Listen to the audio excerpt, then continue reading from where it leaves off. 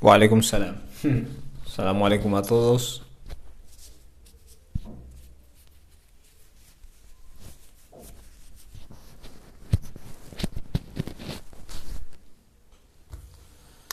Assalamu alaikum wa rahmatullah.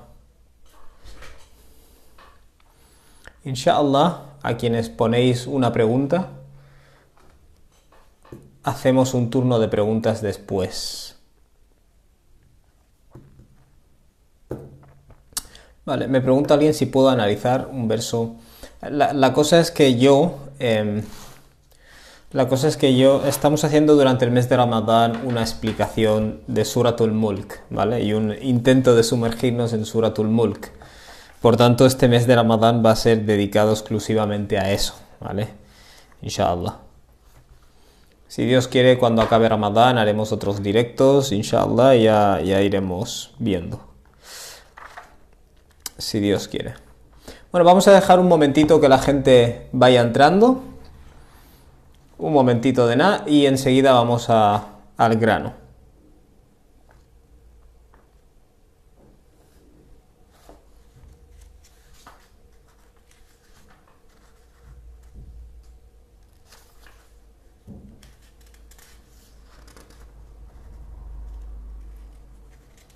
Assalamu alaikum a todos los que os vais incorporando.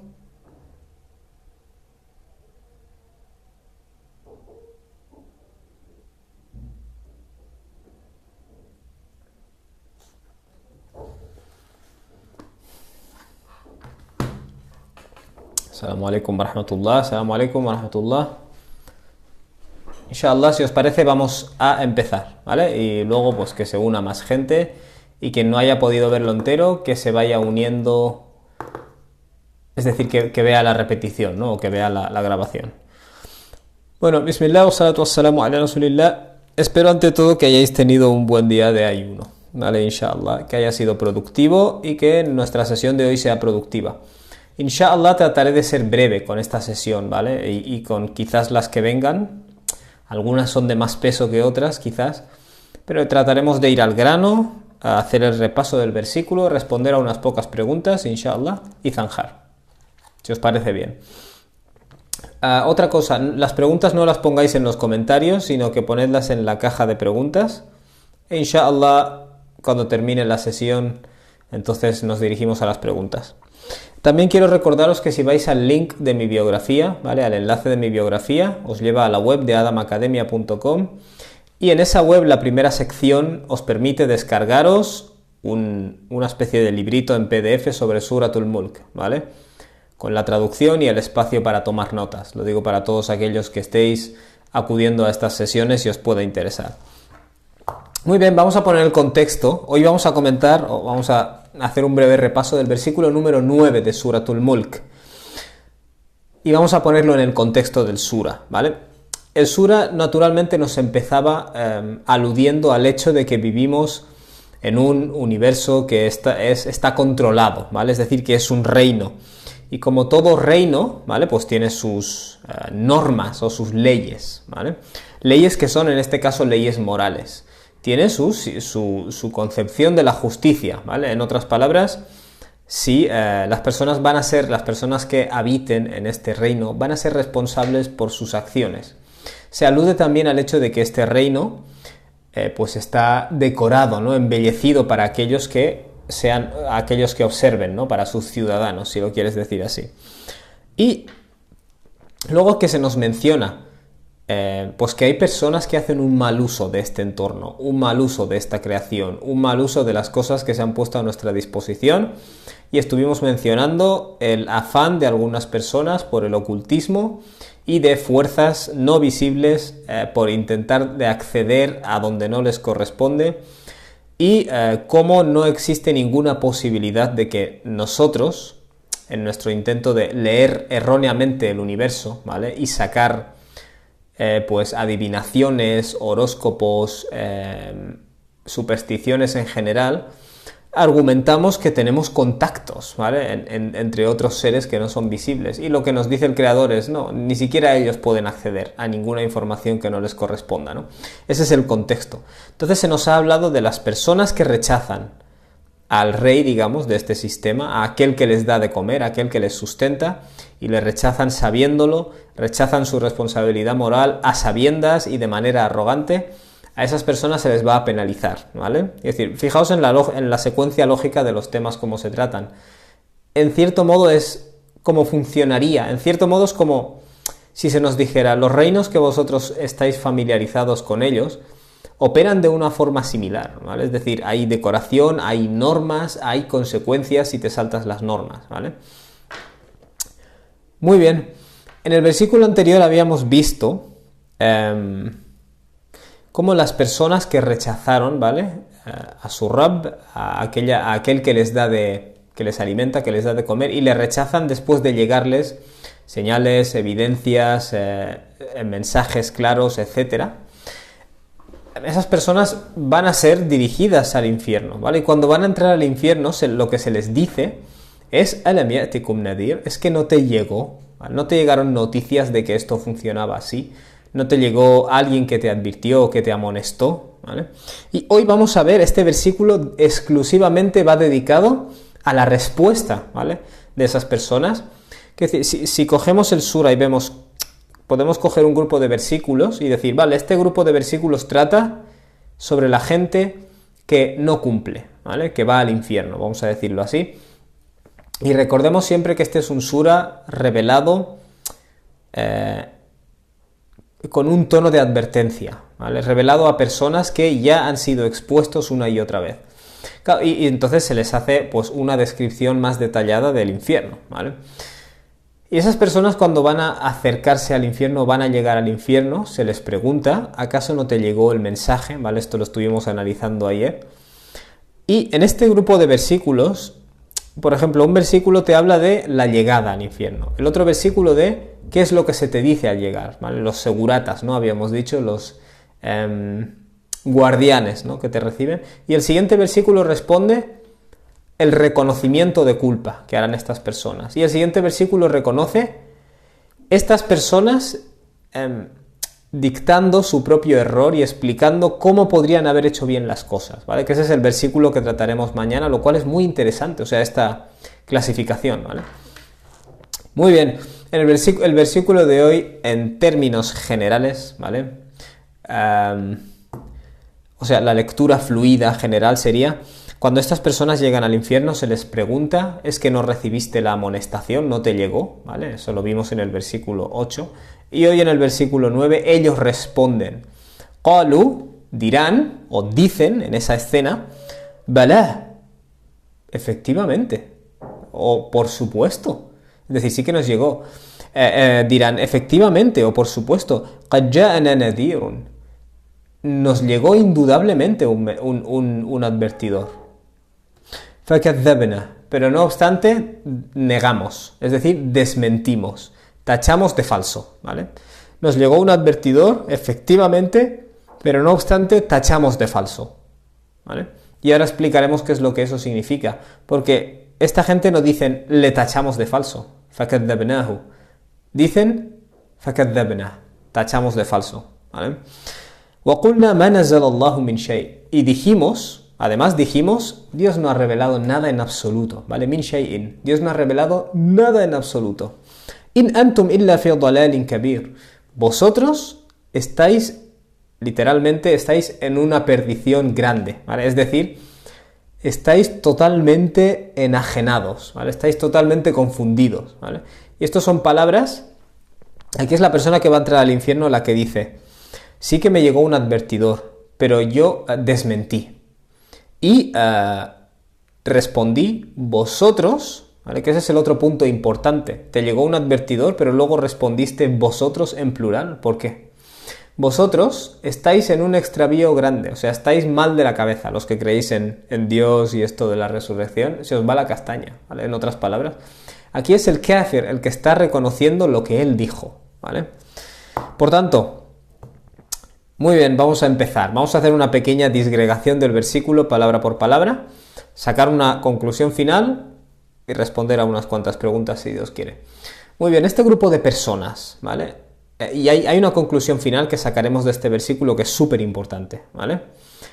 Este grupo de personas, que van a entrar al infierno. Y los guardianes del infierno les preguntan, ¿es que no te llegó un advertidor? En otras palabras, tío, es que no podías haber evitado esto, ¿vale? No te llegó la advertencia. Ayer dimos el ejemplo de el profesor diciéndole a sus alumnos o a su alumno en cuestión, es que no te advertimos ya que si no estudiabas y escogías el camino de irte de fiesta cada fin de semana, ibas a suspender el curso y te iba a tocar repetir otra vez, o lo que sea, ¿vale? No ibas a conseguir la carrera o el doctorado o lo que sea. Es que no te lo dijimos, tío. Porque una cosa es que no lo hubieras sabido y otra cosa es que lo supiste perfectamente, ¿vale? Pues esa es la escena que vimos ayer, ¿vale? Los seguratas, ¿no? Que reciben a estas personas al infierno les dicen Alam ya'tikum nadhir, es que no te llegó un mensajero, es decir, no te llegó un advertidor, ¿vale? Y aquí es donde responden ellos, qalu, ellos responden, balá, efectivamente. ¿Vale? Balá no es como decir na'am, na'am es como decir sí, ¿vale? Na'am es sí. Balá es como decir, ¡fua! Anda que no, anda que no. Por supuesto que sí, ¿vale? Vendría a ser algo así como por supuesto que sí. Y obviamente eso puede tener varios tonos, ¿vale? Como si yo te digo a ti, ¿no te dije que si te juntabas con estas personas ibas a acabar en un mal camino? Y tú respondes, sí, tío, sí, tío. O sea, no te basta con decirme sí. O sea, no me estás afirmando, lo que estás haciendo es afirmando, pero al mismo tiempo que sientes un gran remordimiento, ¿sabes? Cuando dices, sí, tío, la he liado, ¿vale? Eso es un sí, pero es más intenso que un sí, ¿vale? No es un nam, es un balá, ¿vale? Y otra posibilidad, ¿vale? Es que cuando por ejemplo, un padre, yo qué sé, pues de mucha disciplina, ¿vale? Le dice a su hijo, ¿no te he dicho que no hicieras esto? El hijo responde, sí, ¿vale? Es un sí lleno de miedo, ¿vale? Es un sí intenso, ¿vale? Y ese vendría aquí a ser el balá, ¿vale? Es que no os llegó un advertidor y la persona responde, sí, nos llegó el advertidor, ¿vale? Quizás esperando que con ese reconocimiento se atenúe, ¿vale? El castigo.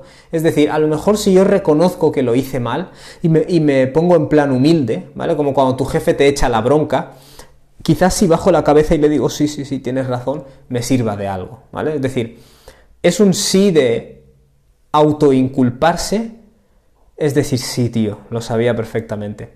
Y a la vez es un sí de miedo, ¿vale? De mostrarle al otro, sí, es decir, la otra persona es contundente, ¿no? Dijimos sobre los ángeles, ghiladun shidad, contundentes, y tú respondes de esa manera humilde, ¿vale? Para intentar calmar la situación, ¿vale? Es decir, es un sí intenso, ¿vale? En resumen, balá. ¿Por qué estoy explicando esto? Porque esta escena no te muestra solo un diálogo, te muestra una situación emocionalmente muy intensa, ¿vale? Cuando estas personas están llegando al infierno, es un momento muy intenso, ¿vale? Y eso se refleja en las palabras que se están usando, ¿vale? Balá, sin duda, la he liado, ¿vale? La he liado totalmente. Balá, qad ja'ana nadhir. Nos llegó indudablemente un advertidor, ¿vale? Cuando tú le dices a alguien, ¿no se te advirtió que esto podía ser así? Y esa persona responde, sí, se me dijo, se me explicó con detalle. Quiero decir, ¿por qué estás tú dando una explicación detallada de cómo te llegó esa información? ¿Vale? En cierto modo, como he dicho, intentas atenuar en cierto modo. Y a la vez te estás autoinculpando. Fijaos que el kafir aquí hace una descripción detallada. No dicen balá, sí, efectivamente. Es decir, no dicen na'am, sí, sino que dicen balá. Efectivamente, por supuesto, indudablemente. Y luego no lo dejan ahí, sino que añaden, sin duda nos vino el advertidor este. Qad ja'ana nadhirun. Balá, qad ja'ana nadhirun. ¿Vale? Es decir, tú puedes decir, sí. ¿No te llegó el advertidor? Sí. Pero si tú dices, no te llegó el advertidor, y se te responde, sí, me llegó el advertidor, me llegaron las pruebas, todo. Es decir, es esa parte de nosotros que empieza a enumerar lo que ha hecho mal, con la intención, como hemos dicho, de atenuar al otro que te está inculpando y a la vez un reproche a ti mismo. Sí, tío, la he liado, la he liado, la he liado. Lo sabía perfectamente, ¿vale? Ese es el concepto del hasra, ¿cómo se llama? Esto es remordimiento, ¿vale? Estas personas dirán, Balá, sin duda ninguna, qad ja'ana nadhirun. Nos llegó ese advertidor, nos llegó el advertidor. Y luego que añaden, fakadhabna. Y entonces tachamos de falso. ¿Vale? La traducción, y es lógico, ¿vale? La traducción te pone, efectivamente nos llegó el advertidor y le tachamos de falso, ¿vale? Es decir, al advertidor. Pero claro, en el árabe no dice fakadhabnahu, le tachamos de falso, simplemente dice fakadhabna y tachamos de falso. Cuando haces esto es lo que se llama lenguaje abierto, ¿vale? Cuando haces esto, ¿qué significa? Si yo te digo, si alguien te dice, ¿acaso no la has liado con tu familia, tío? ¿No la has liado? Y esa persona responde, sí, tío, la he liado. La he liado un montón, ¿vale? Es decir, cuando tú reconoces que no que la has liado en un contexto específico, sino que la has liado en general, ¿vale? Lo que estás haciendo es decir, mi error no fue solo respecto al mensajero, ¿vale? Sino a otras cosas relacionadas, ¿vale? No solo le desmentí a él, al advertidor, sino que desmentí en general. Me dediqué a desmentir. Esa creo que sería la mejor forma de traducirlo. ¿No os llegó el advertidor? Efectivamente, nos llegó el advertidor, pero nos dedicamos a desmentir, ¿vale? Fakadhabna, abierto. Nos dedicamos a rechazar, a desmentir, a tapar la verdad, ¿vale? Kadhaba yukadhibu significa esencialmente cuando te viene algo, tú lo etiquetas como falso, ¿vale? Cuando alguien te habla y tú le haces este verbo, kadhaba yukadhibu, lo que estás haciendo es desmentirle. Estás diciendo, eres un mentiroso, ¿vale? Decir que eres un mentiroso. Entonces aquí esta persona lo que está reconociendo es que acusó al amonestador de ser un mentiroso. Pero no solo al amonestador, sino a otras cosas relacionadas, ¿vale? Porque hemos dicho que no lo ha restringido al amonestador, ¿vale? En otras palabras, cuando me llegó este amonestador, desmentí, ¿vale? Me dediqué a desmentir. Desmentí, obviamente, que esta persona estuviera recibiendo revelación. Desmentí que hay una serie de valores morales por los que voy a ser responsabilizado. No olvidemos que el Corán, todo el periodo de Mecca, su hincapié estuvo en los valores morales básicos y universales, ¿vale? Estuvo en, como hemos dicho, el buen trato a los débiles, el trato respetuoso a los vecinos, en la ternura hacia los niños, el rahma hacia los niños, el rahma hacia los mayores, el establecer los derechos de las mujeres y establecer los derechos en general de los débiles, prohibir determinadas formas de tratar a los estratos menos favorecidos de la sociedad. Obviamente un ataque explícito contra quienes manejaban mal el dinero, cuestiones morales universales, ¿vale? Y la obscenidad, por supuesto, cuestiones morales universales, claro. Toda esa gente de Mecca y el ser humano en general, ¿vale? Cuando desmiente, no está desmintiendo solamente el concepto de la revelación, está desmintiendo todos estos valores que el mensajero les trae. Es decir, nos hemos dedicado a rechazar todo lo que él decía. Fakadhabna. ¿Vale? Hemos desmentido los valores morales que él ha enseñado. Hemos desmentido que hay un ajuste de cuentas, ¿vale? El hecho de que tendremos que responder por nuestras acciones. Hemos desmentido, de hecho, podrías estirar la cuerda, ¿vale? Porque la postura del Islam es que nuestra fitra, nuestra naturaleza, nos llama o nos conduce a esa idea de que hay alguien que ha hecho esto y nos conduce a sí mismo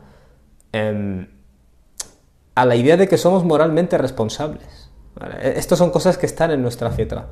Cuando viene el profeta, que es cualquier profeta de Dios, ¿qué es lo que hace? Confirmar esta realidad. Entonces, cuando tú le desmientes a él, también estás desmintiendo un aspecto de tu naturaleza. Por eso estas personas no dicen fakadhabnahu, desmentimos al advertidor. Lo que ellos dicen es que fuimos desmentidores, ¿vale? Nos dedicamos a desmentir en general. Desmentimos nuestra fitra, ¿vale? Desmentimos las verdades universales que todos sabemos, ¿vale? Que intuimos y que están ahí. Desmentimos, obviamente, cada vez que hablaba el mensajero, pero asimismo desmentimos también el concepto de que vamos a rendir cuentas, ¿vale? Cuando este mensajero nos trajo pruebas, nos trajo ayat, nos trajo signos, desmentimos esos signos. Dijimos, esto es magia. Todo eso que documenta el Corán, esto es magia, esto es un poeta, ya se le pasará, le están enseñando. Todo eso son formas de desmentir los mensajes de Dios, ¿vale? La idea de que es magia el Corán, ¿de dónde procede? Procede de que realmente los lingüistas fueron incapaces de imitar el Corán. Entonces, ¿qué haces? ¿Reconoces que es inimitable? No. Dices que esto es magia, es sihr y punto, y se ha acabado. Es decir, no solo voy a desmentir el mensaje, voy a desmentir los signos, voy a desmentir las evidencias, voy a desmentir las pruebas, ¿vale? Todo eso, el desmentir en general. Por eso estas personas dicen fakadhabna, ¿vale? Desmentimos en términos generales. Y fijaos, fakadhabna wa qulna, y además dijimos ma nazzalallahu min shay'in. Dios no ha revelado nada, ¿vale? Dios no ha hecho descender nada. Dios no ha transmitido ninguna inspiración, ¿vale? Cuando en árabe tú usas la palabra ma para negar algo, el ma es una forma enfática de negar algo que alguien está afirmando, ¿vale? Es decir, estás negando en refutación de lo que otro dice, ¿vale? Es decir, cuando esas personas hablaban de que una revelación viene de Dios, decíamos ma nazzalallah, para nada ha revelado Dios, ¿vale? En respuesta. Es decir, refutábamos de manera total, ¿vale? Categórica, el concepto de que pudiera haber una revelación divina, ¿vale? Lo cual es fascinante, porque esa es una admisión que hacen específicamente en esta escena de Suratul Mulk, ¿vale? Estas personas dijeron, Dios no ha revelado nada en absoluto, ¿vale? Puede referirse a que el Corán que está siendo transmitido, Dios no ha revelado nada de esto, o en el caso de muchas personas, Dios no ha revelado nada en la historia. Es mentira esto de las revelaciones, ¿vale? En ambos casos estás desmintiendo una revelación, ¿vale? Al menos. Entonces, fijaos, para nada ha revelado Dios nada de esto. Min shay'in, nada en absoluto. Fijaos que las palabras que se usan son todas de una negación consistente, acentuada, ¿no? Dios no ha revelado nada. Para nada ha revelado Dios, nada en absoluto, ¿vale? Min shay'in, nada en absoluto, ¿vale? Esa sería la traducción exacta. Lo cual es interesante, porque estas personas lo que estarían diciendo es que la revelación en general es una mentira. Dios no ha revelado nada. Todo esto son películas, asatirul awwalin, historietas que se contaban los antiguos, ¿no? Los primitivos. Iktatabaha. Y este Muhammad hace que se las escriban, ¿vale? Fahiya tumla alayhi bukratan wa asila. Se las transmiten o se las cuentan de noche y de día, ¿vale? Lo que sea, el argumento que sea. Pero la idea es que Dios no ha revelado nada. Y voy a intentar hacer ahora una pequeña reflexión sobre, por ejemplo, en nuestra época, esta ideología, ¿vale? De que Dios no ha revelado nada. Y la gente creyente son unos flipaos, ¿vale? Viven en una ilusión, básicamente. Que de hecho, fijaos, es justo lo que dicen después este grupo de personas. In antum illa fi dalalin kabir. No cabe duda, vosotros estáis en una perdición gigante, ¿vale? En otras palabras, estáis completamente bajo una ilusión, ¿vale? Eso sería lo que están diciendo. Dios no ha revelado nada. Vosotros lo que estáis es en una ilusión total, ¿vale? Claro, lo primero que llamaría aquí la atención es, estas personas dicen, me llegó un amonestador, y yo respondí, estáis flipaos, ¿vale? Básicamente estáis enajenados mentalmente. Claro, la cuestión es que si te viene un advertidor, tú le respondes a él, ¿vale? Me llegó un advertidor y yo le respondí, estás flipado. Pero aquí lo que dicen es, me llegó un advertidor y yo respondí, estáis flipaos, ¿vale? Es decir, Nadir, el advertidor, está en singular, pero el antum, vosotros, está en plural.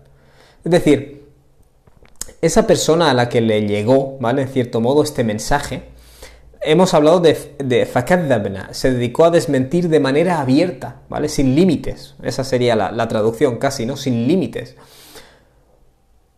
Y entonces, ¿qué es lo que esa persona responde? Vosotros estáis en un estado lamentable, ¿vale? Totalmente perdidos, los creyentes, ¿no? Esa persona responde en plural, antum, que de nuevo, otra vez tiene el significado de no estar restringido, ¿vale? A ti te pudo llegar un mensaje a través de una persona Y tú lo que respondiste es, todos los que creéis en esto sois unos flipaos, ¿vale? En otras palabras, eso fue lo que tú respondiste. De nuevo, arremetiste contra todos, de manera abierta. Desmentiste sin límites y arremetiste contra todas las personas que tuvieran cualquier tipo de inclinación hacia esta idea, ¿vale? De que responderemos ante nuestro Creador, ¿vale? Lo cual es muy interesante. Hace unos años leí varios libros compuestos por ateos, tomé notas, escribí ciertas respuestas, no tengo ni idea de dónde está eso, ¿vale? En algún ordenador viejo, probablemente perdido, pero la forma en la que hablaban algunos de estos autores parecía que si creías en Dios eras un enfermo mental. Es muy nafsi, ¿vale? Es muy ególatra la forma en la que suelen expresarse.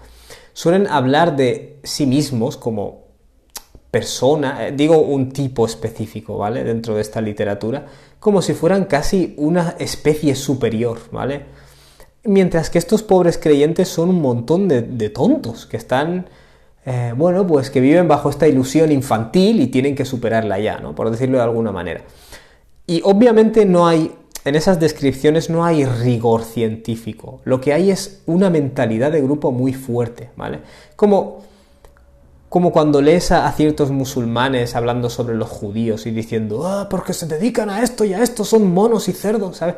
Cuando tú escuchas como alguien habla y dices, qué emocional, realmente estás hablando desde el odio casi, desde la mentalidad de grupo más primitiva, ¿vale? Y algunos de estos escritos, ¿vale? Me llamaba la atención que hablaban así de la gente que creía en Dios, ¿vale? De hecho, uno de los libros, el título era El virus de Dios, ¿vale? Y lo planteaba la creencia en Dios como un virus, ¿vale? Porque supuestamente actúa. Usan mucho vocabulario científico y por eso la gente ingenua se lo cree. Te explicaban básicamente pues como la creencia en Dios es un virus y los virus pues se van contagiando, ¿vale? Y se heredan de padres a hijos y hay que inmunizar, todo esto, ¿vale?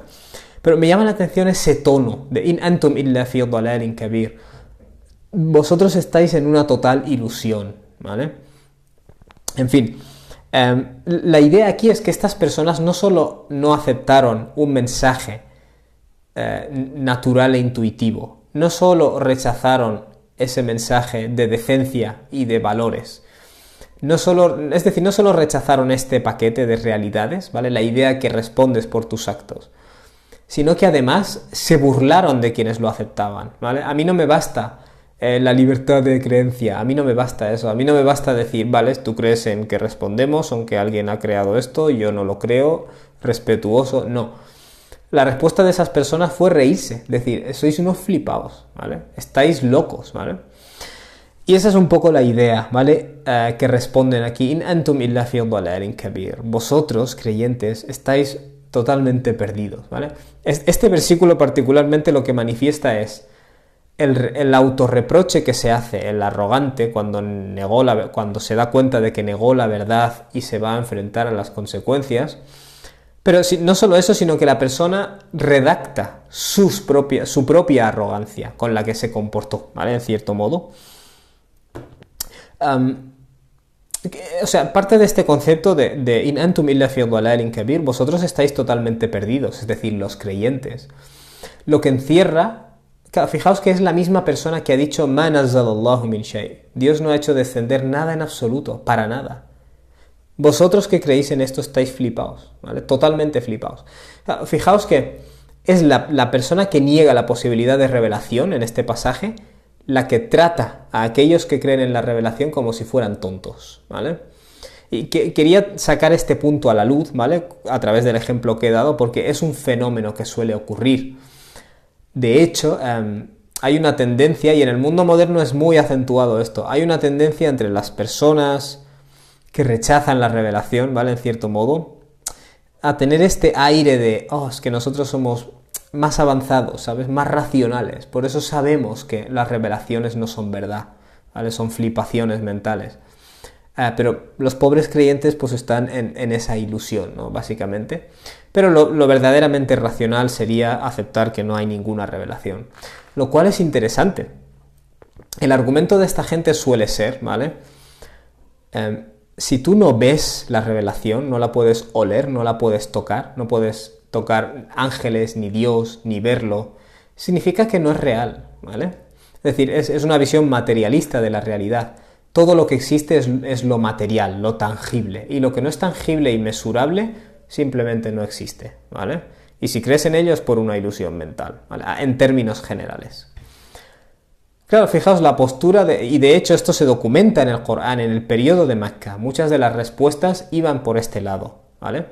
فَأْتُوا بِآبَائِنَا إِن كُنتُمْ صَادِقِينَ. Si según tú hay una resurrección, levanta a mis ancestros. Venga, despiértales. Es decir, necesito ver, necesito tocar, necesito oler, necesito algo sensorial, ¿vale? Claro, fijaos que la postura del Corán, justamente, vendría a ser el ser humano no es como un perro o un gato o un mono, ¿vale? Es decir, puede entender que algunas cosas son verdad, incluso si no las ven y no las tocan y no las huelen, ¿vale? Típico ejemplo, las verdades matemáticas, ¿vale? El hecho de que 10 más 10 son 20, ¿vale? Se puede traducir en el mundo de los objetos, pero la verdad en sí, tú no necesitas verla ni tocarla, porque la puedes razonar, ¿vale? El ejemplo que damos siempre es que si tú escuchas un ruido, si tú estás sentado al lado de un lago y escuchas un ruido, asumes que a lo mejor alguien ha tirado una piedra al lago, yo qué sé, no necesitas verlo, ¿vale? Porque tu intelecto sabe conectar puntos. Ese es el concepto en el Corán. Entonces, fijaos, la idea en el Corán es que se te da una revelación, aparece un profeta, ¿vale? Y ese profeta te da pruebas. Claro, pero las pruebas no son tangibles. El Kafir, si os fijáis en el periodo de Mecca, pide pruebas tangibles, ¿vale? Pide ver un ángel, quiero tocar el ángel, quiero que hagas que aparezca aquí un jardín, quiero algo tangible, ¿vale? Y el Corán, ¿cómo responde a eso? Responde llamando a su intelecto, dándoles pruebas, ¿vale? Diciendo, generad otro Corán que sea equivalente a este, ¿vale? Es decir, se te dan pruebas, pero son pruebas para el intelecto, no para los sentidos, ¿vale? Y eso, si os paráis a pensarlo, es lo que diferencia al ser humano del animal, ¿vale? O del resto de animales. El resto de animales entienden, por ejemplo, que hay un fuego que les amenaza cuando ven el fuego, ¿vale? El ser humano, no obstante, con oler un poco a humo, él ya puede conectar los puntos y decir, a lo mejor hay un fuego, aunque no lo he visto aún, ¿vale? Tengo los indicios, tengo las señales, tengo los ayat. Y ese es el concepto aquí, ¿vale? Aquí se representa a este kafir rechazador de la verdad como alguien que dice, Dios no ha revelado nada en absoluto y quienes creéis en esto estáis enajenados, ¿vale? Estáis en una total ilusión, estáis flipados, ¿vale? Mientras que la idea aquí es no, si te ha llegado un advertidor y te ha dado signos y pruebas claras, tienes material. No puedes decir, es que hasta que yo no vea el infierno no aceptaré que existe el infierno. Porque entonces te estás rebajando al nivel de los animales, que hasta que no ven un fuego, no creen que hay un fuego, ¿vale? La idea aquí es, si tú a un animal le muestras humo, ¿vale? O ese animal huele algo de humo, no va a entender que hay un fuego hasta que lo vea, ¿vale? Porque no puede razonar ni conectar los puntos. Pero el ser humano no es así, ¿vale? Quiero decir, se nos podrían haber mostrado milagros mágicos, entre comillas, pero el Corán rechaza eso constantemente. ¿Vale? Lo que se nos da son signos que si tú aplicas tu intelecto correctamente, tendrás los signos que estás pidiendo, ¿vale? Pero si te cierras en banda, no los tendrás, ¿vale? En cierto modo, tú te harás a ti mismo elegible o candidato a poder observar ese milagro. En fin, quería dejaros esto claro, ¿vale? Porque hoy en día se vende mucho la moto de que esta moto, ¿vale? De que Dios no ha hecho descender nada y quienes aceptan esa tesis, esa postura, están en un estado de ilusión mental, básicamente. Y la idea es que Dios espera más del ser humano, ¿vale? El ser humano tiene otra aspiración por encima de esa visión tan animalística, ¿vale? En fin, hay otra postura, otra interpretación, que ambas son, ¿cómo se dice esto? Ambas pueden coexistir, ¿vale? Que es la siguiente. Aquí son los ángeles los que estarían diciendo In antum illa fi dalalin kabir. Vosotros estáis en un extravío grande.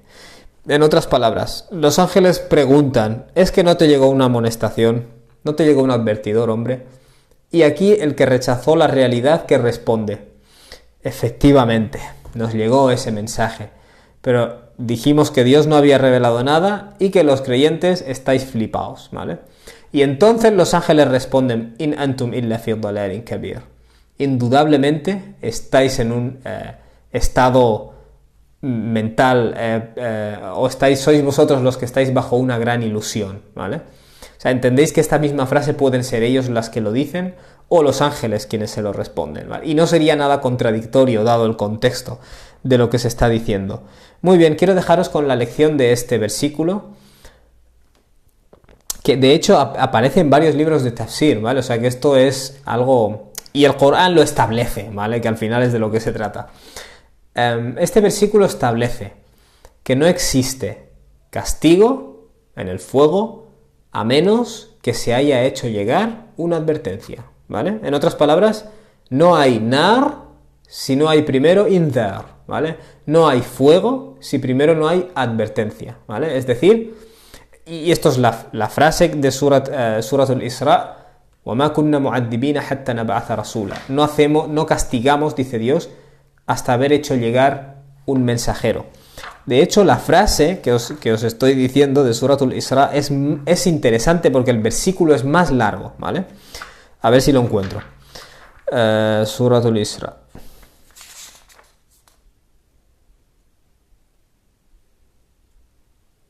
Fijaos el versículo, ¿vale? Es el Sura 17, versículo 15. Lo que dice el creador es: Man ihtada fa innama yahtadi li nafsi. La persona que es guiada solo es guiada a favor de sí mismo, es decir, solo es guiada por su propio bien. Lo cual llama la atención porque si la guía dependiera totalmente de Dios y tú solo eres una marioneta dirigida, no tendría mucho sentido decir esto, ¿vale? Con esta frase Dios ya te está diciendo tu predisposición a aceptar la verdad, ¿vale? Y a no cerrarte en banda hará que yo te guíe, ¿vale? Por tanto, si tú eres guiado, lo estás haciendo, es casi como si Dios dijera: eres tú quien lo está haciendo, en cierto modo. Quien es guiado a favor de sí mismo o en beneficio propio, ¿vale? O sea, siempre se combina el que Dios guía con la responsabilidad de la persona de abrirse a esa guía, ¿vale? Por tanto, si eres guiado por Dios, lo haces a favor de ti mismo. Es como si lo estuvieras haciendo tú, como si tú te estuvieras guiando, ¿vale? Esto se refleja a lo largo del Corán. Por ejemplo, en Suratul Fatiha decimos: Iyyaka na'budu wa iyyaka nasta'in, ¿vale? A ti nos reconocemos sujetos y de ti pedimos la ayuda.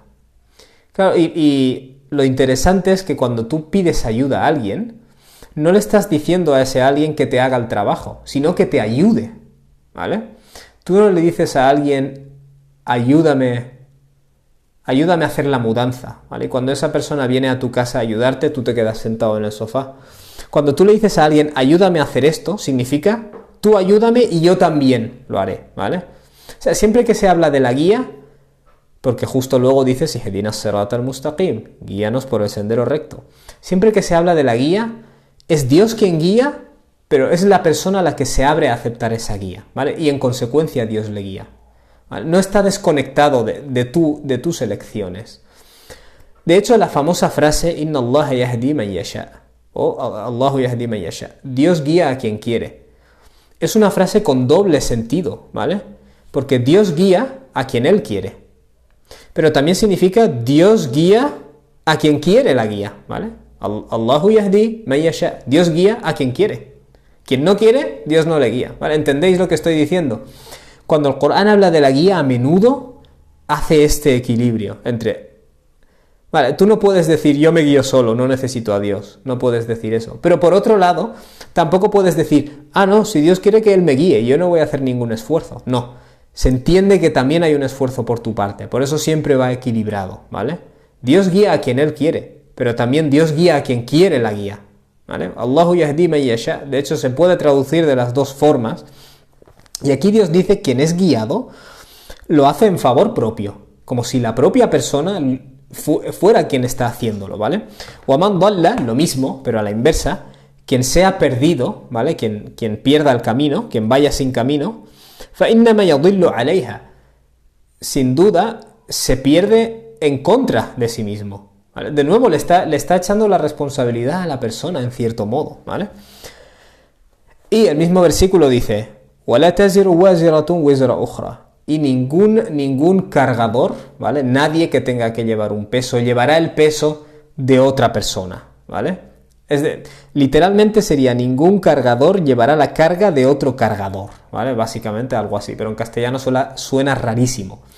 Lo que Dios está haciendo aquí es definir a todas las personas como cargadores, es decir, todos tienen un peso que llevar, ¿vale? Y ninguno de estos cargadores lleva la carga del otro, ¿vale? وَلَا تَزِرُ وَازِرَةٌ وِزْرَ أُخْرَى, ¿vale? O sea, el mismo versículo establece que quien se esfuerza por la guía lo hace en beneficio propio, ¿vale? Y de hecho, en otro lugar del Corán Dios dice وَمَنْ جَاهَدُوا فِينَا, quienes se esfuerzan en relación a nosotros, dice Dios, لَنَهْدِيَنَّهُمْ سُبُلَنَا, le guiaremos a través de nuestros caminos. O sea, el esfuerzo lo pones tú. Es decir, quiero que tengáis muy claro eso, ¿vale?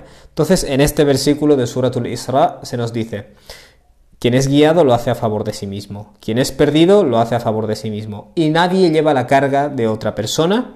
وَمَا كُنَّا مُعَذِّبِينَ حَتَّى نَبْعَثَ رَسُولًا, dice Dios. Y nosotros jamás hemos sido de castigar, ¿vale? Está expresado en pasado, وَمَا كُنَّا. Es como si Dios dijera, yo nunca he hecho las cosas de esta forma. وَمَا كُنَّا مُعَذِّبِينَ, nunca hemos sido alguien que se dedique a castigar, ¿vale? ¿Por qué lo traduzco así? Porque de hecho el versículo no dice nosotros no castigamos, sino que dice no hemos sido castigadores, ¿vale? Mu'adhibin. Y cuando se dice esto en árabe, lo que se está diciendo es no solo que yo nunca he castigado, sino que yo nunca he sido la clase de persona que hace eso, ¿vale? No he sido un mu'adhib.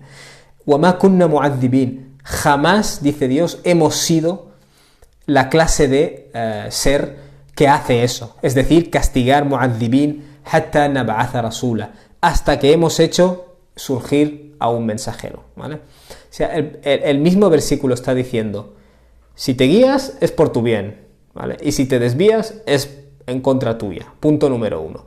Punto número 2. Tú te llevas el peso de eso, porque nadie va a cargar con la carga de otro, ¿vale? Punto número 3, y yo no responsabilizo a nadie sin haberle hecho llegar el mensaje primero, ¿vale? Este es un versículo como que tiene estas 3 frases, pero las 3 frases son necesarias para construir una visión de la justicia de Dios, ¿vale? ¿Por qué he mencionado esto? Bueno, porque al final, este concepto que está tan claro en el Corán y que solemos olvidarnos, es corroborado por este versículo, ¿vale? De Suratul Mulk. No existe fuego hasta que no se ha establecido la amonestación, ¿vale? Es decir, la persona a la que no le ha llegado realmente un mensaje, unas señales, unas pruebas y una advertencia, hey, estás negándolo sabiendo que es verdad, ¿vale? Hasta que no se ha establecido ese indar, no hay nar, ¿vale? No hay fuego, vamos a decirlo así. Lo cual es interesante porque habíamos mencionado que Suratul Mulk, el Sura del Mulk, su tema principal es el indar. Su tema principal es la advertencia al ser humano que está dormido, ¿vale? Entonces aquí que es como si se te estuviera diciendo, estas serán las potenciales consecuencias de negar este indar, de negar esta advertencia, ¿vale? Que se te está haciendo llegar, ¿vale? En cierto modo es como si se te dijera, mira, si llegas tarde al trabajo te van a despedir, ¿vale? Obviamente este sura, el concepto del indar, vendría a ser el despertador, ¿vale? Que te está intentando despertar para que tomes acción. Si tú lo escuchas el despertador y no le haces caso, ¿vale? Es como si el propio despertador te dijera, te van a despedir, tío. Es decir, como la propia voz que te amonesta te está explicando las consecuencias de no seguir esa amonestación, ¿vale?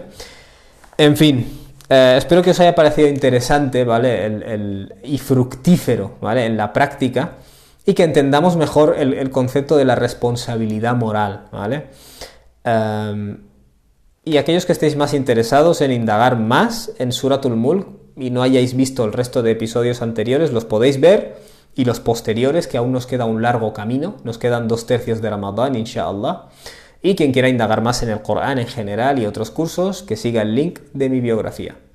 Barakallahu fikum, voy a dedicarme a responder algunas de vuestras preguntas Quien tenga preguntas, que las ponga en la caja de preguntas y no en la sección de comentarios.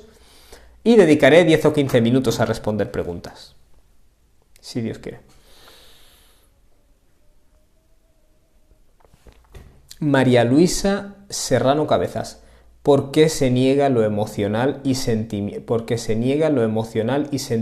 religioso a lo largo de historia y ahora tan en boga? No he entendido si es una afirmación o es una pregunta. Carolina, perdona hermano, ¿podrías explicar de nuevo el uso del singular, amonestador, y el plural? Sí, o sea, básicamente cuando a mí me llega es decir, el kafir aquí lo que está diciendo es, me llegó el amonestador, ¿vale? قَدْ جَاءَنَا نَذِيرٌ, nos llegó el amonestador. Y nosotros respondimos, in antum, indudablemente vosotros estáis perdidos, ¿vale? Por ponerte una imagen así rápida, te llega el profeta alayhi salam y tú no le respondes, estás perdido, tú le respondes, tú y todos estos que están aquí siguiéndote estáis todos locos, ¿vale? Waliyadu billah. Ese es el concepto. Khadija Ayuj, ¿escuchar audios subliminales para cambiar algo de tu cuerpo es haram? De hecho, lo siento, no puedo responder a esa pregunta porque no entiendo qué es esto. Escuchar audios subliminales para cambiar algo de tu cuerpo. Wallahi, disculpa mi ignorancia. Desconozco este mundo. Paula Suárez, Dhul-Qarnayn pidió ayuda al pueblo oprimido y trabajó con ellos. No sé. Driss XX, ¿qué piensas que la gente normalice las cosas que en el Islam son haram? Bueno, pues que no está bien. ¿Qué vamos a decir al respecto? Assalamu alaikum, Karami, ¿qué traducción del Corán es mejor? ¿Español o inglés? Y en el caso de la inglesa, ¿cuál es la mejor traducción? Vale, lo de español o inglés no lo entiendo muy bien, ¿vale? Si me estás preguntando qué traducción para mí es la mejor, en español para mí la mejor sin duda es la de Muhammad Asad, que realmente es una traducción al inglés retraducida del inglés al español por Abdurrazzaq Pérez. Dicho esto, esa traducción digo que es la mejor en el aspecto lingüístico, ¿vale? Pero sí que tiene determinadas inclinaciones, como una visión muy material de todo, ¿vale? O reacia a los milagros o a lo sobrenatural, ¿vale? Si tienes el criterio suficiente para entender esto, como traducción es buena. Y yo recomendaría combinar varias, siempre. Ver un versículo en varias traducciones. Nunca cerrarte a una, porque ninguna traducción es la palabra de Dios. Luego, traducción en inglés. Hay una que se llama The Clear Quran, que es de Mustafa Khattab, buena. Luego hay otra de Quli Karai, ¿vale? Es Quli, espacio Qarai, ¿vale? Quli Karai, guapa, y elegante y entendible.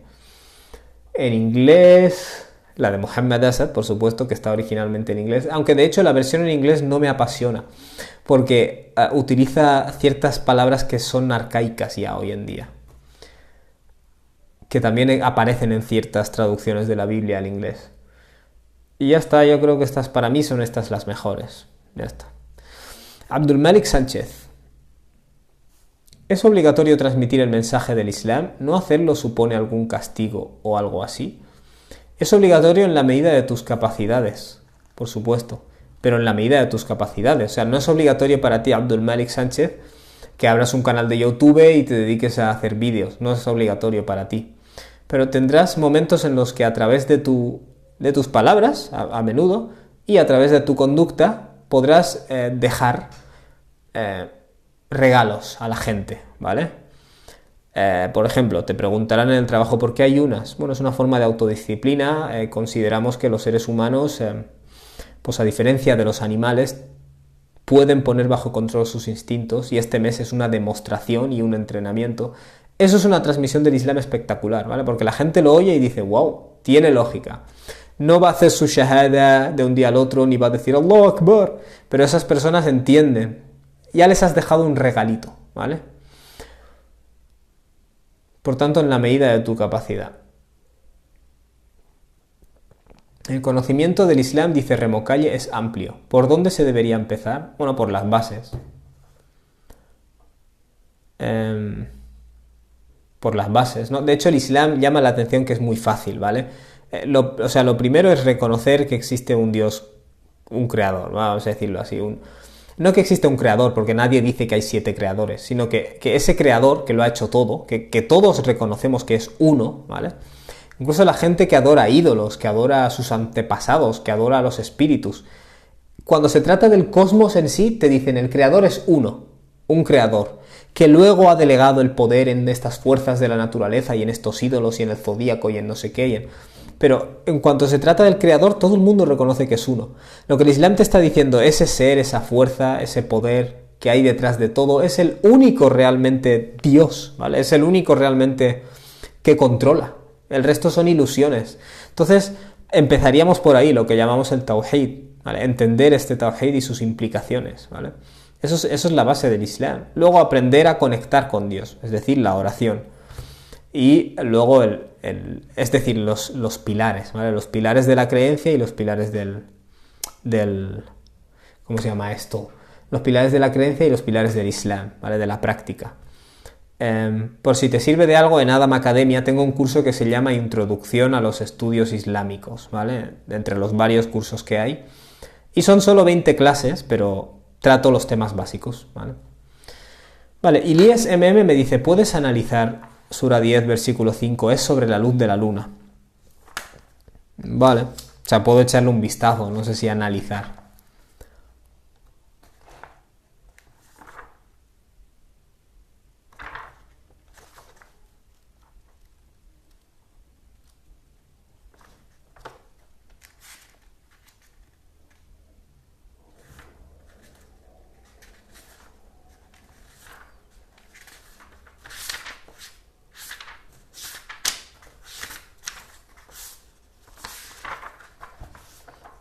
Perdón, es que si me dices Sura 10, versículo 5, y no puedo automáticamente localizarlo en mi base de datos mental.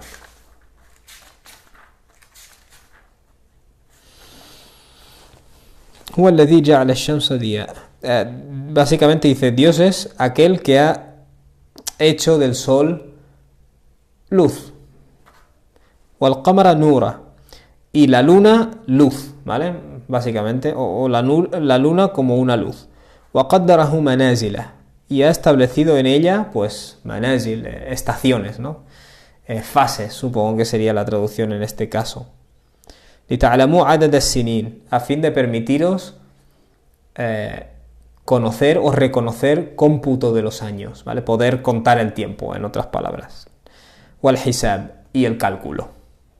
مَا خَلَقَ اللَّهُ ذَلِكَ إِلَّا بِالْحَقِّ. Dios no ha creado todo esto sino en base a un propósito específico. يُفَصِّلُ الْآيَاتِ. Deja claras cuáles son, establece, clasifica de manera clara los signos, básicamente, o los mensajes, ¿no? لِقَوْمِ يَعْلَمُونَ. Para una gente que sabe, o para una gente de conocimiento.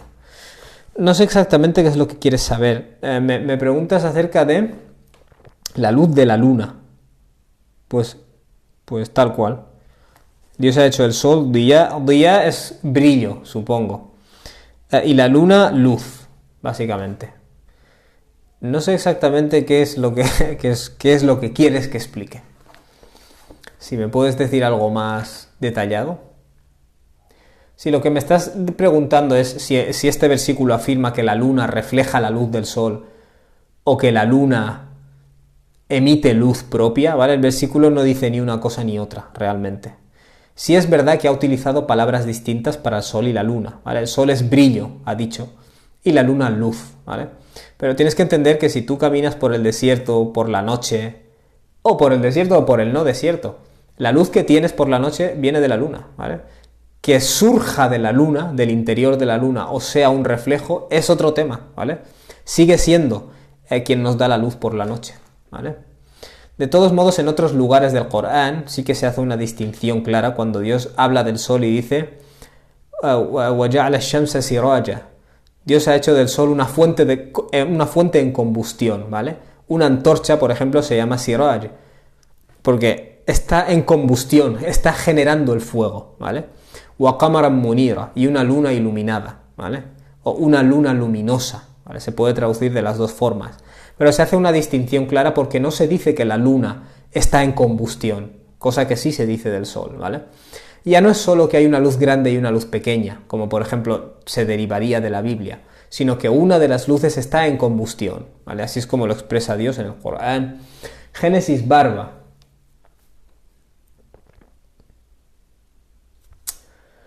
¿El Corán es parte de la creación de Dios o no es creado?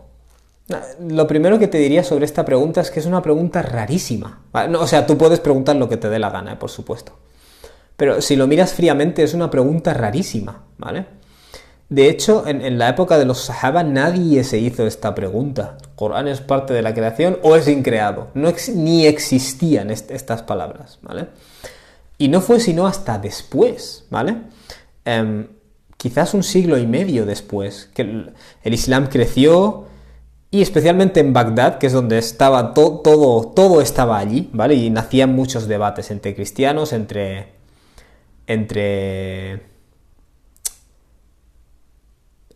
propios musulmanes, ¿vale? Y una de las cosas que los musulmanes decían acerca a los cristianos, ¿vale? Esta es una de las teorías sobre esta idea del Corán fue creado o no fue creado. Una de las cosas que los musulmanes decían a los cristianos es que Jesús no es Dios, lógicamente. Y los cristianos respondían, bueno, es decir, los musulmanes lo que venían a decir es Jesús es una creación de Dios, ¿vale? Por tanto, no puede ser Dios, ¿vale? Entonces, la respuesta de los cristianos era, esto es una de las teorías, ¿vale? La respuesta de los cristianos era algo así como que, ¿vale? Pues entonces el Corán también es Kalamullah, porque ellos llamaban a Jesús Kalamullah, el verbo de Dios, ¿vale? El verbo, la palabra de Dios. Entonces, si Jesús es la palabra de Dios, pero no es Dios porque es una creación, el Corán también es una creación, es decir, y entonces el Islam, digamos, mayoritario, ¿vale? Zanjó, digamos, esta disputa, ¿vale? Estableciendo que el Corán no es una creación de Dios, ¿vale?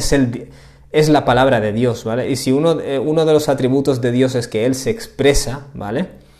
Que Él habla, el Corán emana de esos atributos, por tanto no es una creación de Dios, ¿vale? Y esta es la postura mayoritaria sunni, ¿vale? Vamos a decirlo así, ortodoxa. Sin embargo, quiero dejar claro este punto. Es decir, esto es un debate que nació después de la época del profeta, alayhi salatu wassalam, ¿vale? Y punto. Quiero decir, hoy en día cuando empiezas a estudiar el Islam, como que empiezas a conocer a gente que están debatiendo esto, y esto no es un debate que la mayoría de gente a la que escucho debatir de esto ni lo entienden. No entienden qué significa el Corán es creado o increado, ¿vale? No lo entienden, pero les han enseñado que tienes que ser tajante en tu postura de que el Corán es increado, ¿vale? Que obviamente yo defenderé que el Corán no es creado, ¿vale? No es una creación, no es una cosa que Dios ha creado, ¿vale? Son sus palabras. Dicho esto, ya no es tanto la cuestión de si es creado o no, ¿vale? Que diríamos que no lo es. Sino la gente hoy en día debatiendo esto, que es algo que ni siquiera entienden. Porque realmente este es un debate que si no lo entiendes a la luz del contexto histórico en el que nació, ¿vale? Ni siquiera tiene demasiado sentido. Ni siquiera tiene demasiado sentido. Con respecto a la soberanía, quiero decir, si no entiendes que realmente los cristianos defendían que Jesús es la palabra de Dios y por tanto no es una creación de Dios, quiero decir, ese debate, esta idea de si el Corán es creado o no, esta controversia nació allí, no vino con la revelación, ¿vale? María Luisa Serrano Cabezas.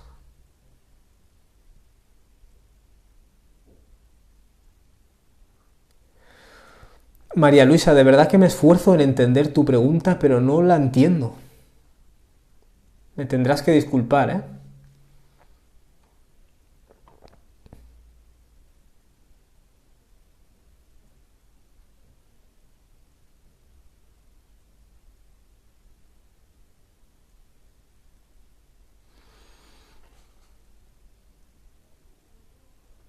Najimaet, ¿cómo podríamos contestar cuando nos dicen que por qué Allah hace sufrir a los niños? Por ejemplo, cuando niños en diferentes partes del mundo sufren hambre o enfermedades muy graves, ¿vale? Yo lo que haría es ser honesto y decir, yo no sé por qué Dios hace sufrir a niños determinados, ¿vale? Yo sé lo que el Corán me explica, que es que en términos generales, Dios permite que exista el sufrimiento para crear una diversidad de circunstancias, lo cual es necesario para que las personas tomemos elecciones morales, ¿vale? Para que las personas podamos tomar elecciones morales y escoger entre el bien y el mal, tiene que haber una variedad de circunstancias en el mundo, ¿vale? Personas más altas, personas más bajas, personas ricas, personas pobres, personas listas, personas menos listas, personas enfermas, personas sanas, ¿vale? Etcétera, etcétera. Felicidad, momentos de tristeza, ¿vale? Lugares felices, lugares tristes, lugares soleados, lugares... Quiero decir, toda esta diversidad de circunstancias es necesaria para que los seres humanos podamos tomar decisiones morales y diferentes elecciones, podamos escoger entre distintas elecciones. Eso es lo que Dios nos ha explicado sobre la existencia general del sufrimiento. Ahora bien, ¿por qué en ese lugar a esa persona o a ese niño se le ha permitido sufrir X cosa? O sea, yo no tengo los datos específicos de cada caso, ¿vale? Y en eso tienes que ser honesto también. Yo no tengo los datos específicos de cada caso, ¿vale? Pero es totalmente lógico la idea de que para escoger, para tomar elecciones morales necesitamos vivir en un planeta donde hay multiplicidad de circunstancias, ¿vale? Como he dicho, riqueza y pobreza, salud y enfermedad, etcétera, etcétera, ¿vale? Vale, pero ¿por qué a mí? ¿Por qué a mi gato esta tarde le han atropellado específicamente? A mí Dios no me ha revelado, he permitido que tu gato sea atropellado hoy porque mañana tú te vas a volver a Dios como consecuencia de esta calamidad y tus amigos tomarán nota y saldrá mucho bien a partir de aquí. Dios no te ha explicado a ti los específicos, los casos específicos. A esta persona por esto, a esta persona por esto, esto lo he permitido por esto. Dios te ha hablado en el Corán en términos generales de por qué permite las cosas, ¿vale? Por decir de alguna manera, como si yo le dijera a mi hijo, de vez en cuando permitiré que lo pases un poco mal para que aprendas a ser más fuerte, ¿vale? Tú le dices esto en términos generales, pero luego tú no le vas a decir cada vez que algo le vaya mal y tú lo permitas. En este caso te lo he permitido por esto, en este caso te lo he permitido por esto, en este caso te lo he impedido por esto, ¿vale? No es lo mismo.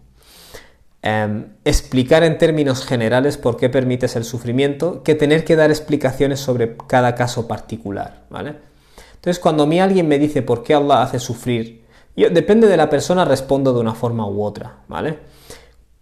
Pero generalmente, cuando alguien me dice por qué se hace sufrir a las personas, tal, no solo niños, porque quiero decir, un adulto también sufre, ¿no? O es que el sufrimiento de los adultos no pinta nada. Que veo en este argumento también algo muy emocional, ¿vale? Un intento de hacerte sentir mal. ¿Por qué cuando hay niños sufriendo? ¿Vale? Oh, me siento mal, ¿cómo puede Dios permitir eso? ¿Sabes? Hay un intento ahí de... ¿Cómo se llama esto? De manipular emocionalmente también al creyente cuando se le dice esto. Porque en el mundo hay millones y millones de niños que no sufren también, ¿vale? Es decir, se tira mucho en el ateísmo de pintarlo todo oscuro, ¿vale? Y la idea no es que todo esté oscuro, ni todo esté claro, sino que haya una variedad de circunstancias, ¿vale? Y solo de ahí emana la capacidad humana de poder tomar elecciones. Eso, si a mí alguien me pregunta esto, lo que le voy a decir es, yo te puedo responder lo que Dios me dice acerca de por qué permite el sufrimiento en general, ¿vale? Cada caso particular, yo no te puedo especificar el por qué, ¿vale? Porque no está en mi jurisdicción, ni quiero, ni falta que hace. Esa persona te dirá, bueno, entonces tú tienes fe ciega. No, fe ciega no. Si tengo un libro con pruebas claras de que viene de Dios y Dios me explica, y yo permito el sufrimiento o permito circunstancias diversas para que la gente tome elecciones, lo más racional por mi parte es aceptar eso. Si quieres, luego miras la grabación y tomas notas, ¿vale? Porque lo que he dicho, de hecho, es un argumento totalmente lógico. Salam, si tomo un medicamento que me embriaga, ¿Puedo rezar? Barakallahu fik. Wow, no te sé responder a eso. Vamos, yo no te diría que te saltes la oración jamás. Tú reza, ¿vale? Mientras preguntas a gente de conocimiento y averiguas la respuesta, reza. Pero bueno, de nuevo, busca a gente de conocimiento y pregúntales, ¿vale? Porque yo no sé qué grado de embriaguez te produce eso y si eso te afecta a tu oración o te hace equivocarte en tu oración. Desconozco esos temas, ¿sabes? Por eso no puedo yo... Hajar, Salam Karami, pero si alguien recibe la guía es porque está abierto a recibirla. Pero si no quiere la guía, ¿sería kafir porque no está abierto? Supongo. Hajar, veo que tienes muchas preguntas sobre este tema. Supongo que porque tenemos familiares y tal, y conocidos que no son musulmanes. A ver, Salam Karami, si alguien recibe la guía es porque está abierto a recibirla. Pero si no quiere la guía, ¿sería kafir? Hombre, obviamente... Si esa persona está en plena posesión de sus facultades y está cerrado en banda, tampoco te puedo decir si es un kafir, si Dios no le ha hecho llegar una amonestación. ¿Me entiendes? O sea, ahí entramos de nuevo en los terrenos grises que supone todo este tema.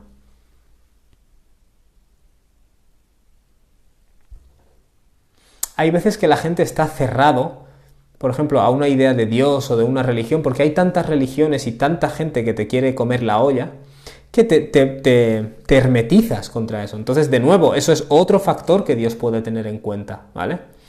Luego, no te llega ninguna información del Islam que a ti te parezca o que te lleguen signos del Islam que te coloque al Islam por encima de otras religiones que te llegan, ¿vale? En otras palabras, si te viene un hindú y te dice, oh, Vishnu, los dioses, y luego te viene un cristiano y te dice, ah, Jesús murió por tus pecados, y luego te viene un musulmán y te dice, ah, Muhammad, el mensajero de Dios. Es decir, para ti al final todo esto es igual, ¿vale? No siempre a la persona le ha llegado el Islam con los signos que le permiten entender la diferencia entre el Islam y las religiones. Entonces, ¿qué es lo que ocurre? Eso es un factor, ¿vale? Hay personas que a causa de esta confusión se cierran a las religiones, ¿vale? Pero eso es un factor que Dios puede tener en cuenta. Quiero decir, hay muchos factores que nosotros no estamos en potestad de juzgar, ¿vale? Siempre digo lo mismo por activa y por pasiva. Por activa y por pasiva y de todas las formas posibles, ¿vale? El número de matices es infinito y quien los conoce es Dios, por tanto es Él quien lo va a valorar. Najima pones, pero el adulto es más fácil porque les pone a prueba, pero bien explicado. Sí, pero la cuestión aquí, Dios no está diciendo en el Corán, cada vez que hago sufrir a una persona, estoy poniendo a prueba solo a esa persona. Quiero decir, si tú lees la historia de Musa y Gedor, por ejemplo, verás que se causó la muerte de un niño, ¿vale? Pero luego Gedor explica el significado, obviamente por revelación divina, que es lo que tú y yo no tenemos. ¿Y el significado cuál es? O el hikmah, el beneficio posterior. Ese niño, ¿vale?, hubiera nacido, hubiera evolucionado a través de su libertad de elección, con unas tendencias o criminales o de ingratitud y agresividad, de kufr, ¿vale? Y hubiera sido una fuente de dolores de cabeza para sus padres. De esta forma, a través de la muerte de ese niño, se libra a esas otras personas de ese sufrimiento y además el niño ha muerto en un estado de fitra, ¿vale? Lo cual es bueno para él también. Y se reunirá en el ájera con sus padres, etc. O sea, lo que te quiero decir es que, o por ejemplo, la existencia de niños que sufren permite a otras personas adultas tomar la elección de ayudarles o desampararles. Quiero decir, no solo se está poniendo a prueba a ese niño. No, la idea de poner a prueba no es solo a aquel que está sufriendo. Dios dice, ¿cómo sería? Suratul Furqan. وَجَعَلْنَا بَعْضَكُمْ لِبَعْضٍ فِتْنَةً أَتَصْبِرُونَ. Dios dice, hacemos que unos de vosotros sean el medio a través del cual se pone a prueba a otros. ¿Vale? Atasbirun, mostraréis persistencia. No sé si me explico. Por ejemplo, un gatito está sufriendo en la calle, ¿vale? Puedo pasar yo y escupir al gato, o decir, bah, pero luego puede pasar otra persona y ayudarle. Es decir, ese gato ha sido el medio a través del cual se ha dado oportunidad a otros, ¿vale?, de tomar elecciones morales. Por eso y luego ese niño será recompensado por su sufrimiento. Lo que quiero decir es que la idea en el Islam no es solo que ese que sufre está pasando por una prueba. Dios dice, he creado un mundo de diversidad para que unos se pongan a prueba a otros, ¿vale?, y tomen elecciones morales. Y luego, en la siguiente etapa, en el Ákhira, entonces es Dios quien ajustará las cuentas. Si te fijas, hermana Najat, este problema de por qué sufren los niños y eso es un problema para el ateo. Desde el momento que yo acepto que hay alguien que ha creado esto con un propósito y permite el sufrimiento con un propósito y luego ajustará las cuentas, el sufrimiento deja de ser un problema. No sé si me explico. El sufrimiento es un problema en un universo ateo. Por eso el ateo hace esta pregunta, ¿vale? Si yo sé que...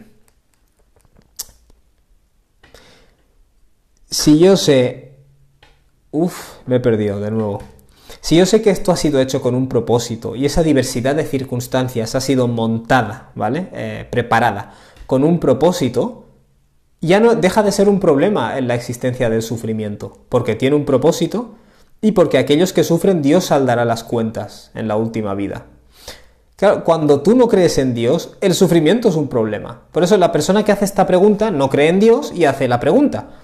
Pero claro, no se para a pensar que si Dios existe y realmente hay un propósito detrás del sufrimiento, deja de existir el problema que él mismo está planteando, ¿vale?, que es el problema de un sufrimiento absurdo, como pueda ser el sufrimiento de los niños. De todos modos, tengo un vídeo entero, un directo que hice en Facebook, que se llama ¿Por qué Dios permite el sufrimiento? Y creo que sería bueno, para quienes tenéis dudas o preguntas sobre ese tema, ver el directo entero y tomar notas, ¿vale? Inshallah.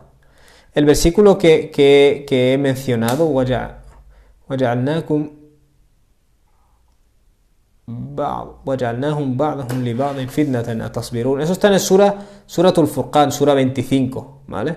Pero no te sé decir el versículo exacto, ¿vale? En muchos de estos debates, cuando un ateo te hace estas preguntas, lo que más nos suele afectar es la capacidad de expresarlo. Porque, por ejemplo, todo lo que yo he dicho es lógico. Y se lo planteo a ateos y se quedan un poco en plan, mira, hay otra perspectiva también lógica.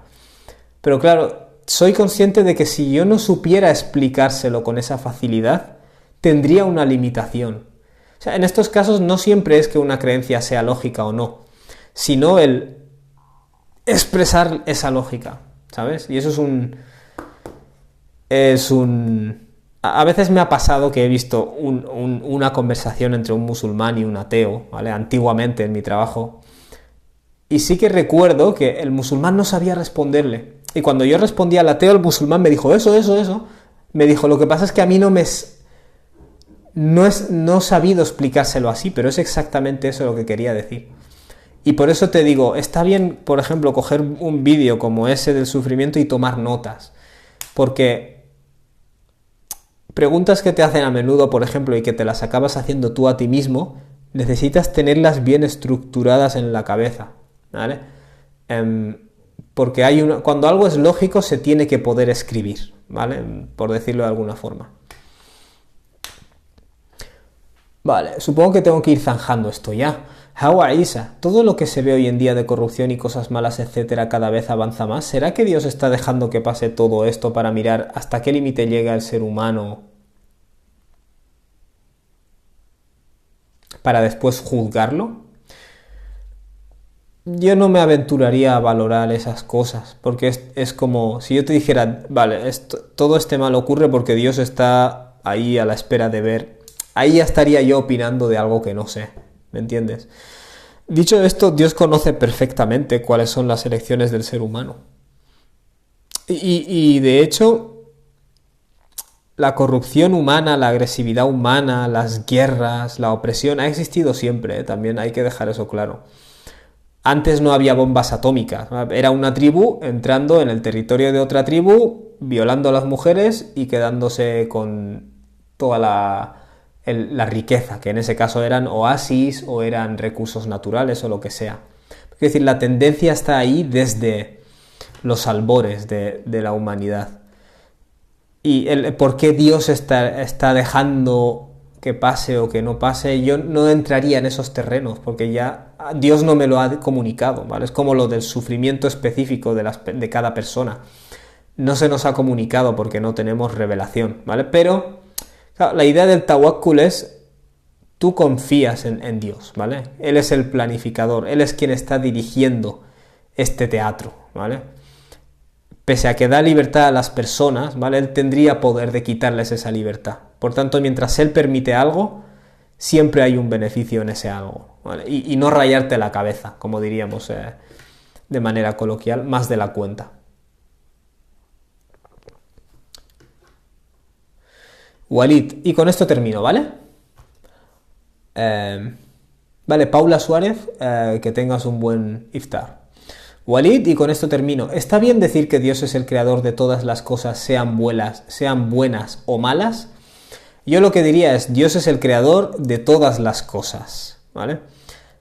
Dios no crea nada puramente malo. Dios crea todas las cosas, ¿vale? Y algunas de estas cosas son buenas. Y algunas de estas cosas tienen un mal relativo, ¿vale? ¿Qué quiere decir eso? Pues es algo, por ejemplo, que hará sufrir a algunas personas o lo que sea, pero de ahí surgirá un hikmah, es decir, un beneficio posterior, ¿vale? O sea, a efectos prácticos el Islam es una religión optimista a nivel subatómico. O sea, absolutamente cada átomo está colocado en su sitio, vamos a decirlo así. Entonces, vale, Dios es el creador, por ejemplo, de una enfermedad que yo pueda tener. Por tanto, ha creado cosas buenas y malas. Bueno, la idea en el Islam es que esa enfermedad que yo tengo, por ejemplo, no es algo puramente malo, ¿vale? Porque se pueden derivar beneficios de ello. Es la forma correcta de decirlo, podríamos decir. Suratul Falaq dices, Qul a'udhu bi rabbil falaq, o sea, busca refugio en Dios, esencialmente, min sharri ma khalaq, del mal de lo que Él ha creado. ¿Vale? Es decir, tú lo que dices es que dentro de la creación salen cosas malas, ¿vale? Dios las permite porque hay un beneficio posterior, ¿vale? Pero el mal no lo atribuyes a Dios. وَالشَّرُّ لَيْسَ إِلَيْكَ. De hecho, hay un hadith, hay un dua del profeta en el que se dice eso, ¿vale? El mal no se atribuye a ti de manera directa. Identificamos determinadas cosas como malas porque nos hacen daño o son negativas, ¿vale? Pero desde la perspectiva divina es hikmah también. Y con esto termino, ¿vale? Lo siento mucho, sé que tenéis más preguntas. Si Dios quiere, mañana nos vemos a la misma hora, ¿vale? Mañana analizaremos las palabras que dice el kafir cuando corrige lo que tendría que haber hecho en el mundo, ¿vale? Es decir, cuando dice, en el mundo yo podría haber hecho esto y podría haber hecho esto y ahora no estaría en la mala situación que estoy. Entonces, claro, ¿por qué registra Dios eso en el Corán? Para que la persona que está escuchando este indar, esta amonestación, rectifique antes de que le llegue el